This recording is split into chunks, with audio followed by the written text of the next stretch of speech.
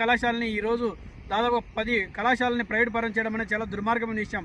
మేమేం అడుగుతున్నామంటే ఈ కూటమి ప్రభుత్వానికి, నారా లోకేష్ గారికి ఆనాడు యువగల పాదయాత్రలో మేము మెడికల్ కళాశాలలు ఏవైతే ఉన్నాయో వాటిని ప్రైవేటీకరణ చేయము, ప్రభుత్వంగానే కొనసాగిస్తామని చెప్పి ఆనాడు యువగలంలో ఈ నారా చంద్రబాబు నాయుడు అయితేనేమి, నారా లోకేష్ గారు అయితేనేమి, ఆ యువగలం పాదయాత్రలో లోకేష్ గారు కూడా చాలా స్పష్టంగా ప్రజలకి తెలియజేయడం జరిగింది.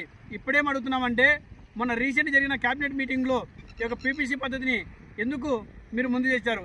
పీపీపీ పద్ధతి ద్వారా దాదాపు 10 కళాశాలని ప్రైవేటీకరణ చేయడం అనేది చాలా దారుణమైన పరిస్థితి. ఇవాళ వెనుకబడిన ప్రాంతం ఒక ఆదోని అయితే, ఈ గతంలో సెకండ్ ముంబైగా పేరుగాంచిన ఆదోనిలో ఇవాళ పరిశ్రమలు లేక, దాదాపు కళాశాలలు లేక, ఇవాళ సరైన హాస్పిటల్ లేక, సౌకర్యాలు లేక అనేక రకాల ప్రజలైతేనేమి, వాళ్ళ పిల్లలైతేనేమి అనేక రకాలుగా సమస్యలతో కొట్టుమిట్టాడుతున్న పరిస్థితి కనబడుతున్నది. మేమేం అడుగుతున్నామంటే ఈ కూటమి ప్రభుత్వానికి తప్పనిసరిగా ఏదైతే 10 కళాశాలని మీరు పీపీపీ పద్ధతిలో ప్రైవేటీకరణ చేయాలని మీరు అనుకున్నారో దాన్ని తక్షణమే P4 పద్ధతిలో తక్షణమే వెనక్కి తీసుకోవాలని చెప్పేసి ఈ విధంగా కేంద్ర ప్రభుత్వానికి కానీ రాష్ట్ర ప్రభుత్వానికి ఈ పద్ధతిలో డిమాండ్ చేస్తున్నాం. మీరు కేంద్ర ప్రభుత్వంతో ఒక బీజేపీతో పొత్తు పెట్టుకొని ఇవాళ 10 మెడికల్ కళాశాలని ప్రైవేట్ చేస్తూ పేద ప్రజలకు అలాగే పేద విద్యార్థులకు కడుపు కొడుతున్న పరిస్థితి కనపడుతున్నది.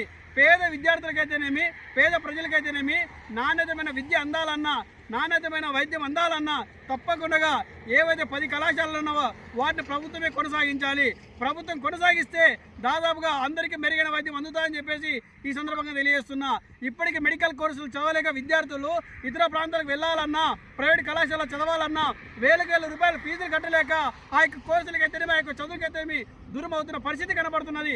మేమేం అడుగుతున్నామంటే వెనుకబడిన ప్రాంతంలో రేపు జిల్లా కాబోతుందనే ఆరోపణలు వస్తున్నాయి. ఆ జిల్లా అవుతే ఈ ఆదరణ కూడా అభివృద్ధి అవుతుంది.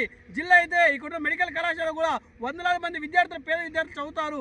ఈ యొక్క పేద విద్యార్థులు కూడా మంచి నాణ్యతమైన విద్య అందుతుంది. దీనివల్ల వాళ్ళ యొక్క వాళ్ళ యొక్క తల్లిదండ్రులు కూడా మంచి ఆరోగ్యమైన సౌకర్యాలు కూడా దొరుకుతాయి. ఇలాంటి వైద్య సౌకర్యాలు లేక ఇక్కడ ఏ ఒక్క పేషెంట్ హాస్పిటల్లో జాయిన్ అయితే కూడా ఆ యొక్క పేషెంట్ని ఇక్కడ నుంచి కర్నూలు రెఫర్ అని చెప్పేసి దాదాపుగా 98 కిలోమీటర్ల దాకా పంపిస్తున్నారు.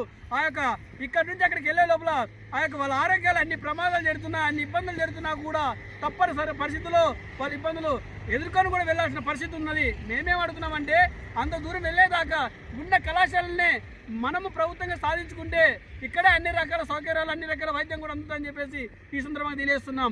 ఈ యొక్క మెడికల్ కళాశాలని ప్రభుత్వం ఏమాత్రం కూడా కొనసాగి